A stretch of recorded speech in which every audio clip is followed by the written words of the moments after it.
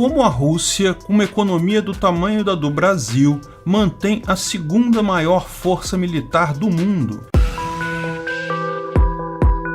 Esse é o Visão Libertária, sua fonte de informações descentralizadas e distribuídas. A essa altura, já está claro para todos que a invasão russa da Ucrânia foi um fracasso militar. A Rússia continua avançando sobre seus alvos, e pode até ser que, efetivamente, conquiste toda a Ucrânia. Mas o tempo, que era fator crucial para o sucesso desta guerra, já passou. Os motivos para esse fracasso parecem cada vez mais apontar para a burocracia russa. Falamos sobre isso no vídeo Analista do FSB desabafa, situação russa é muito pior do que parece, que, aliás, foi confirmado como sendo de uma fonte legítima. Devemos falar sobre isso em um vídeo próximo. Ainda assim, é impressionante como as Forças Armadas russas, a segunda maior do mundo, simplesmente não conseguem avançar sobre a Ucrânia, que, segundo a maioria dos rankings, fica num distante 22º lugar. Será que a força militar russa realmente existe? Ou depois de tantos anos relapsos sobre estruturas burocráticas socialistas, altamente corruptas, tudo que existe são só números? Seria a Rússia um urso de papel? A forma de medir o tamanho de um exército ou das forças armadas de um país pode ser enganoso, porque existem vários indicadores. O que é melhor? Você ter mais soldados, ter mais tanques, ter mais aeronaves, ter mais submarinos? Lógico, tudo isso vai depender da guerra que se for travar. Mas existem especialistas que usam métricas objetivas baseadas nesses indicadores. Usando a métrica da revista Business Insider em 2021,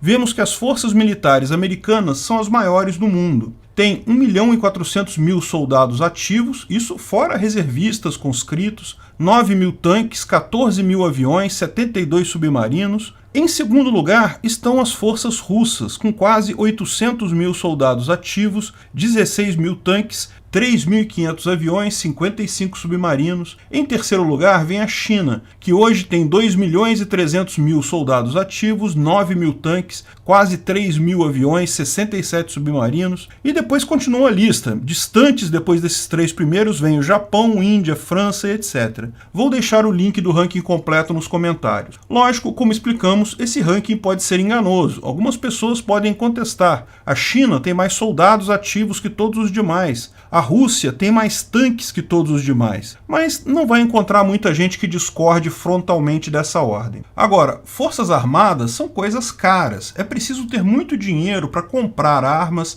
treinar pessoas, pagar o salário de todo mundo, mas também para manutenção, para manter essas coisas funcionando. Comprar um tanque e deixar ele parado é certeza que não vai funcionar quando você precisar. Quanto dinheiro esses países têm? E é aqui que vem o problema. Vamos olhar o PIB desses países. O PIB americano, 20 trilhões, o maior do mundo. A China vem em segundo lugar, 14 trilhões. Aí depois disso vem o Japão, a Alemanha, Reino Unido, vem um monte de gente. Só lá na 11ª colocação, quase empatado com o Brasil, vem a Rússia, com um PIB de 1,4 trilhão. 1/10 dos chineses, 15 vezes menor que o americano. E isso, lógico, acaba se refletindo no gasto desses países com as forças armadas. Os Estados Unidos gastam 600 bilhões de dólares todo ano com as suas. A China gasta 200 bilhões. A Rússia, apesar de estar militarmente no meio dessas duas, gasta apenas 80 bilhões. E mesmo isso é um esforço enorme para um país, pois representa mais de 5% do PIB, muito maior que a média dos países em período de paz, que gastam entre 1% e 2%. Mesmo com esse esforço enorme da Rússia, mesmo com o sacrifício dos indivíduos russos, que certamente, se tivessem poder de decisão, preferiam gastar esse dinheiro com outras coisas, é de se pensar como as forças armadas russas conseguem ser o número 2 do mundo gastando tão pouco. Veja, a China, que é a número 3, gasta 200 bilhões, a Rússia gasta só 80. Eles descobriram formas extremamente econômicas e eficientes de fazer manutenção? Eles usam mão de obra escrava? Qual é o segredo da Rússia? Bem, o segredo é simples, eles mentem. Ditaduras socialistas corruptas conseguem mentir com muita facilidade. Eles, de fato, herdaram muito a força militar da era soviética. Naquela época, o percentual do gasto militar era ainda maior do que é hoje, o que inclusive contribuiu certamente para o colapso da economia da União Soviética. Mas lógico, isso se trata de um monte de equipamentos dos anos 1960, 1970. Coisa velha, cacareco velho. Será que isso ainda é usado hoje? Sim, a maior parte dos tanques e armas convencionais russas são ainda da época soviética. O número de tanques que entra naquela conta lá só é tão alto porque é um monte de tanque da época soviética. É lógico, eles têm também material mais novo. Houve um processo de modernização iniciado em 2008 que durou até 2012. Falamos sobre isso no vídeo A Ucrânia pode ganhar a guerra contra a invasão russa?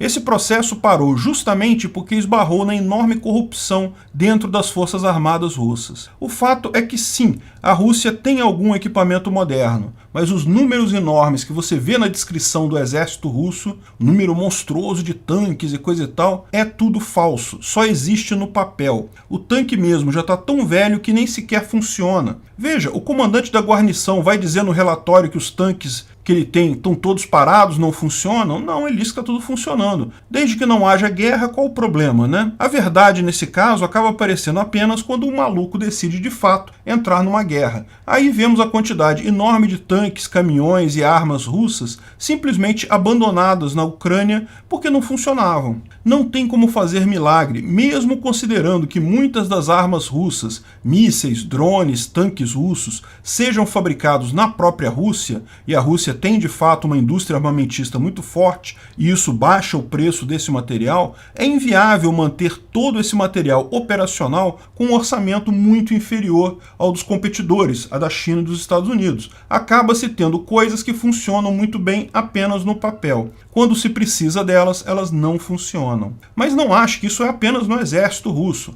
Um fator que tem levado ao enorme atraso na invasão russa é a falta de supremacia aérea. Em guerras em que um lado é muito superior ao outro, esse é geralmente o primeiro objetivo dos invasores. Os Estados Unidos fizeram isso em todas as suas guerras e invasões no Oriente Médio. Um país tem a supremacia aérea quando o outro país não consegue usar seus aviões e suas defesas antiaéreas. Portanto, aquele lado consegue usar a sua força aérea de forma impune em todo o território, sem ser detido ou ameaçado pelo outro lado. Isso é relativamente fácil de fazer, quando uma força é muito maior que a outra. Basta usar o fator surpresa e no primeiro dia bombardear todas as pistas aéreas militares do país de forma a impedir o seu uso, danificando a maior parte das aeronaves também e as defesas antiaéreas. A Rússia tentou isso. Lembra o primeiro dia da invasão? Milhares de mísseis foram disparados em direção à Ucrânia, visando alvos militares? Exatamente como os Estados Unidos fizeram no Afeganistão e no Iraque. Tentaram usar o fator surpresa para anular a capacidade de defesa aérea da Ucrânia e sua força aérea logo no primeiro dia. Esperavam obter a supremacia aérea. Mas, como mostram as fotos das pistas militares ucranianas, os russos falharam terrivelmente. Podem ter obstruído algumas pistas, atacaram alguns aviões e baterias antiaéreas,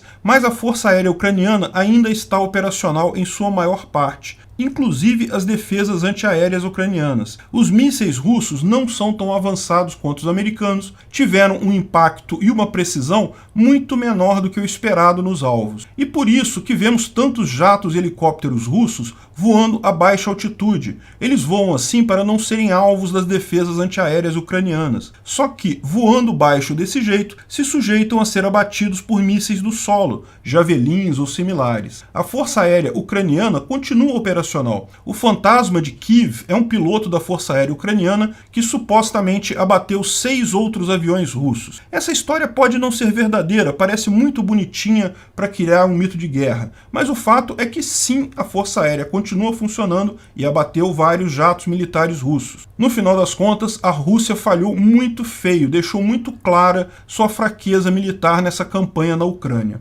Lógico, apesar de ser muito mais fraca na prática do que o esperado, a Rússia ainda tem uma força considerável e neste momento da guerra ainda é mais provável que ela acabe ganhando da Ucrânia. Mas certamente o ganho militar terá sido em vão. A vitória real eles já deixaram escapar e a Rússia precisa começar a pensar como que vai reconstruir a sua economia depois dessa guerra, porque nesse ritmo não vai ter economia para sustentar nem a 100ª força armada do mundo. E para quem acha que a bomba atômica faz alguma diferença, bem, não faz não, por dois motivos. O primeiro é que essas bombas nucleares também precisam de manutenção e manutenção muito cara, troca de plutônio a cada 10 anos. Existem relatórios que indicam que a imensa maioria do suposto arsenal atômico russo está não operacional. Segundo, é um outro tipo de guerra. Se resolverem usar bombas atômicas, bem, é basicamente um suicídio. A Rússia planejou a tomada da Ucrânia para reafirmar sua força perante o mundo. Está conseguindo apenas mostrar sua própria fraqueza.